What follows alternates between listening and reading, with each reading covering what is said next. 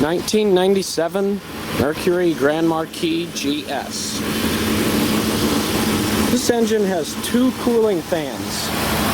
One is driven by the engine, the other is electrical.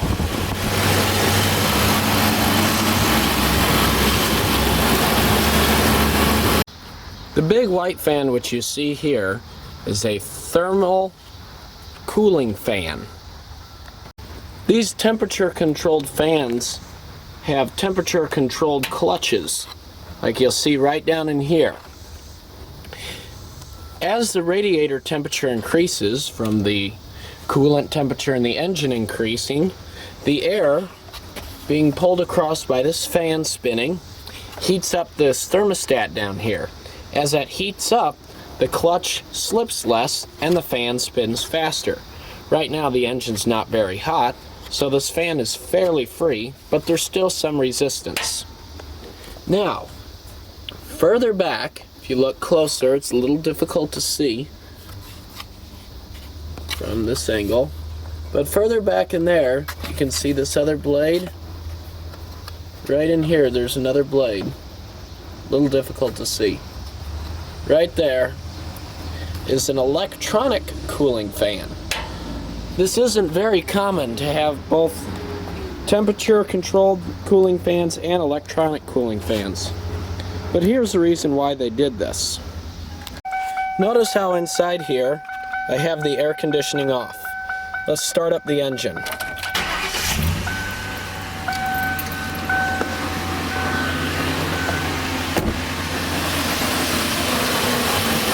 The temperature controlled cooling fan is now spinning. Remember, the air conditioner is off. The air conditioner compressor requires engine horsepower, and this engine powered cooling fan, the temperature controlled cooling fan, requires engine power as well. If both are running at the same time, you would notice a significant power decrease. If you listen carefully, when I turn the air conditioner on, you'll hear the electronic cooling fan kick on.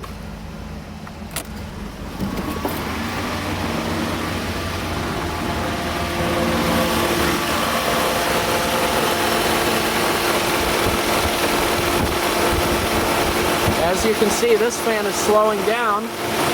The clutch is completely popped out, so there is no resistance at all on this fan now. The only thing that causes this fan to spin is the air from the electronic fan in back of it blowing across it, causing it to turn. So there is no load whatsoever on the engine from a cooling fan now. It's on the electric cooling fan. The load that's on the engine now, however, is from the air conditioning compressor. So it balances the load out.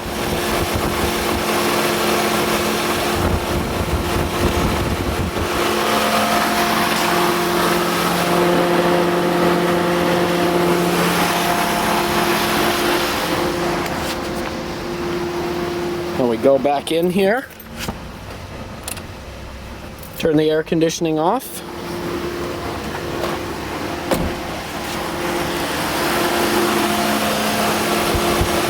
Not instantaneously, but shortly later, the electronic fan will shut down and the temperature controlled cooling fan will resume spinning quickly. Larger engines, such as this 7.3 Power Stroke diesel, have very little slippage in their cooling fans. You can see that hardly has anything, and this engine is cold. It's not hot at all.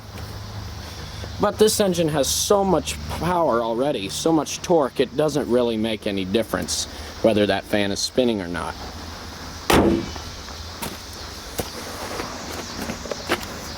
And on this 4.6 V8, which is even smaller, you'll notice there's a lot of slippage.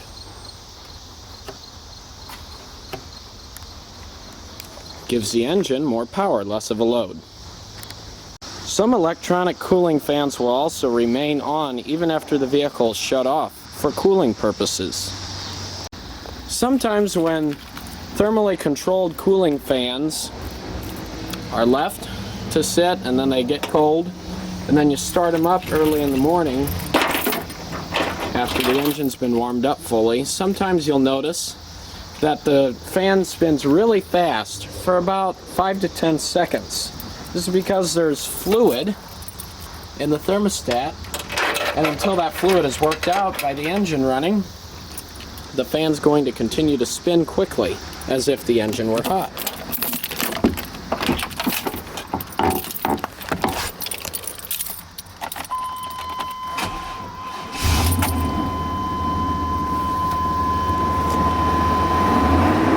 Notice the cooling fan.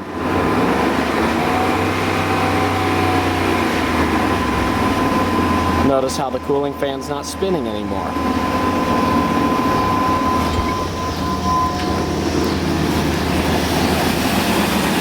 This was because the fluid that was in there had to be worked out. Now that it is and it detects the cold engine, it's not spinning near as fast.